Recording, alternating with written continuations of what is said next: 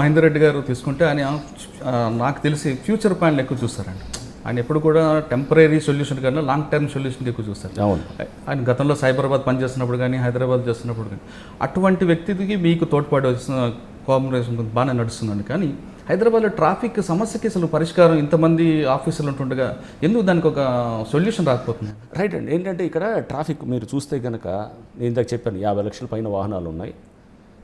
మనకి వాహన సాంద్రత చూస్తే కనుక దేశంలో 2వ స్థానంలో మనం ఉన్నాం అనమాట. అంటే వెహికల్ డెన్సిటీ అనమాట 2వ స్థానంలో ఉన్నాం. ఏరియా వచ్చేసి అదే ఏరియా ఉంది, దాదాపు 625 చదరపు కిలోమీటర్లు అండి. ఆ చిన్న ఏరియాలో 50 లక్షల వాహనాలు అయ్యేటప్పటికి రోడ్ లెంత్ ఇంతే ఉంది, రోడ్ లెంత్ ఏం పెరగలేదు. సో దీంతో మనకి ఏంటంటే ఇప్పుడు ఎట్లా అయిపోయిందంటే ప్రతి చిన్న ఇల్లు ఉందనుకోండి, దాన్ని కొలగొట్టుకుని ఎట్లయితే ఫ్లాట్స్ కట్టుకుంటారో, అంటే ప్రతి చిన్న ఇల్లు ఫ్యూచర్లో ఫ్లాట్స్ అవుతుంది. ప్రతి స్కూటర్ కూడా ముందు రేపు కార్ అయ్యేటటువంటిదే. ప్రతి సైకిల్ ఉన్నోడు రేపు స్కూటర్ కొంటాడు. ఇది ఈ ట్రాన్సిషన్ ఖచ్చితంగా ఉంటుంది. అంటే ఆర్థికంగా అతను స్ట్రాంగ్ అయ్యే కొద్దీ ఒక వ్యక్తి కానీ కుటుంబం కానీ వాహనం అనేది కంపల్సరీ చేస్తుంది. దీంతోపాటు పబ్లిక్ ట్రాన్స్పోర్ట్ సిస్టమ్స్ చాలా వీక్గా ఉన్నాయి. ఇప్పుడు రేపు మెట్రో వస్తుంది. మెట్రో తర్వాత మేము అనుకునే దాదాపు 20 నుంచి 30% రోడ్డు మీద ట్రాఫిక్ తగ్గుతుంది అని అనుకుంటున్నాం అనమాట. ఎందుకంటే పబ్లిక్ ట్రాన్స్పోర్ట్ బలోపేతం అయ్యే కొద్దీ వాహనాల సంఖ్య తగ్గుతుంది. వాహనాల సంఖ్య ఇప్పుడు ప్రతి ఇంట్లో 2-3 వాహనాలు ఖచ్చితంగా ఉంటున్నాయండి. అంటే కాస్త ఒక middle class upper middle class family అయితే కనుక 2 వాహనాలు ఖచ్చితంగా ఉంటున్నాయి. ఓ స్కూటరో కారో ఇట్లా రకరకాలు ఉన్నాయి. వాహనాలు ఎక్కువయ్యాయి, సిటీ ఎక్స్పాండ్ కావట్లేదు, అండ్ స్క్యూడ్గా అంటే రకరకాల ప్రాబ్లమ్స్ ఉన్నాయి ఇక్కడ. దీంట్లో మీరు చూడాల్సింది ఏంటంటే పాదాచారులు ఒక పెద్ద ప్రాబ్లం. మనకి సిటీ ఓల్డ్ సిటీ అంటే అదే సిటీని ఇట్లానే గ్రో అవుతూ వచ్చింది. జనాలు మీరు ఎక్కడ చూసినా కానీ కూడా పాదాచారులు లక్షల మంది తిరుగుతుంటారు రోడ్డు మీద. వాళ్ళకి కరెక్ట్ అయిన ఫుట్పాత్లు లేవు, ఉన్నా కూడా ఆక్రమించుకోబడ్డాయి. ఫుట్పాత్లన్నీ ఏంటి ఆక్రమించుకోబడ్డాయి అంటే కనుక మనకు అవన్నీ కూడా ఏంటంటే చిన్న వాళ్ళు వ్యాపారస్తులు చాలామంది వచ్చి వాళ్ళు వ్యాపారాలు చేసుకుంటుంటారు. వాళ్ళందరికీ జీవనోపాధి. సో మనకి ఎప్పుడు మాకు ఉండేటటువంటి మోరల్ డైలమా అంటే నైతికంగా మైండ్లో వచ్చేది ఏంటంటే ఇక్కడ నుంచి ఎవరన్నా మనం వీళ్ళని తీసేస్తే కనుక రేపు వాడు కుటుంబాన్ని దెబ్బ కొడుతున్నాం, వాడు ఉపాధిని దెబ్బ కొడుతున్నాం అనేది వస్తుందన్నమాట. అలా అని పబ్లిక్ దీని దగ్గర మనం కాంప్రమైజ్ కాకూడదు. ఈ రెండింటిని బ్యాలెన్స్ చేయడమే ఈ ఉద్యమంలో నిదానంగా ఉంటుంది అనమాట. అంటే అవతల మన యాక్షన్స్ వల్ల కొంతమంది నష్టపోతారు, కానీ ఆ నష్టం ఎంతవరకు అనేది మనం బేరీజ్ వేసుకుంటూ ఉండాలన్నమాట. సో జస్ట్ ఒక ఎగ్జాంపుల్ మీకు చెప్తాను. ఇప్పుడు ట్రాఫిక్లో ఎటువంటి డైలమాస్ వస్తాయంటే స్కూల్స్కి పర్మిషన్స్ ఇచ్చేది వస్తాయండి. చిన్న స్కూల్స్ చాలా వస్తాయి. స్కూల్స్కి పర్మిషన్ ఇచ్చేటప్పుడు మనం అంటాం లేదు ఈ స్కూల్స్కి పర్మిషన్ ఇవ్వడానికి లేదు, ఇది కరెక్ట్ గైడ్లైన్స్ ప్రకారం పోయామనుకోండి స్కూల్స్కి దానికి గ్రౌండ్ ఉండాలి, ఇవన్నీ ఉండాలి. సిటీలో గ్రౌండ్ పెట్టుకోవడానికి వీలవుతుందా? సిటీలో గ్రౌండ్ పెట్టుకోవాలంటే ఒక 1000 గజాల్లో ఎంతో పెట్టుకోవాలంటే కనుక స్కూల్ కోట్లలో స్కూల్స్ చాలా లేవు, చాలా వాటిని లేవు. అట్లా అని 10-15 స్కూల్స్ కలిపి ఒక గ్రౌండ్ ఏదో తీసుకొని మున్సిపల్ గ్రౌండ్ వాళ్ళు ఏదో దాన్ని ఏదో కిరాయికి తీసుకున్నట్టు లేకపోతే వాళ్ళతో అగ్రిమెంట్లు ఆడుతుంటే అక్కడికి వెళ్ళి ఆడుకోవటం ఇది చేస్తూ ఉంటారు. అంటే వాళ్ళకి పార్కింగ్ కూడా ఉండాలి, స్కూల్స్కి పార్కింగ్ ఉండాలి. పార్కింగ్ లేకపోతే కనుక పర్మిషన్ ఇవ్వకూడదు అంటారు. పార్కింగ్ ఉండాలంటే దానికి పెద్ద స్పేస్ ఉండాలి.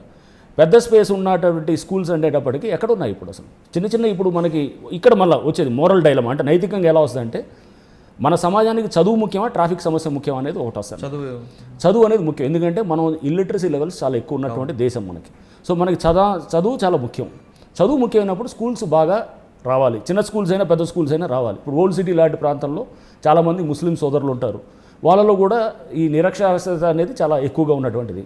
సో అక్కడ కూడా మనకి చదువు రావాలి అన్నప్పుడు స్కూల్స్ ఎక్కువ ఓపెన్ అయ్యి ఇంగ్లీష్ మీడియం ఎడ్యుకేషను లేకపోతే ఏదైనా కానీ తెలుగు అయినా ఇంగ్లీష్ అయినా ఉర్దూ అయినా ఏదైనా మీడియం అనేది కాదు, కానీ ప్రజల్లో చదువు అనేది ఒక చైతన్యం అనేది వస్తే కనుక లాంగ్ టర్మ్ దేశానికి ఉపయోగం అనమాట.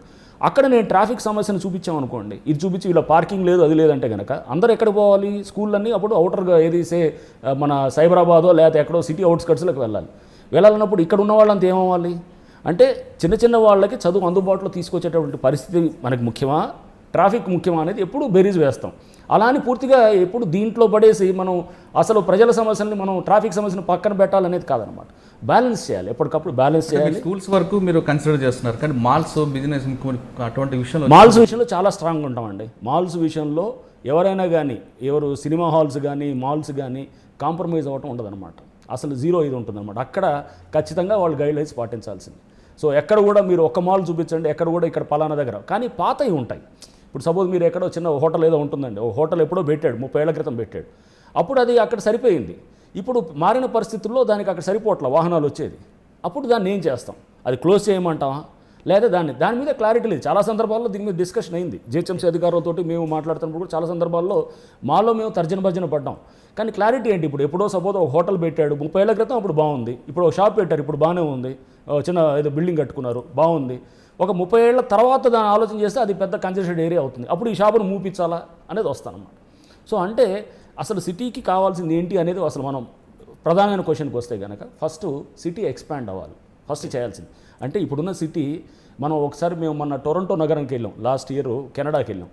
టొరంటో నగరం 2500 చదరపు కిలోమీటర్లు, హైదరాబాద్ 625 చదరపు కిలోమీటర్లు, అంటే 4 రెట్లు తక్కువ ఉంది, పావు అంత అనమాట.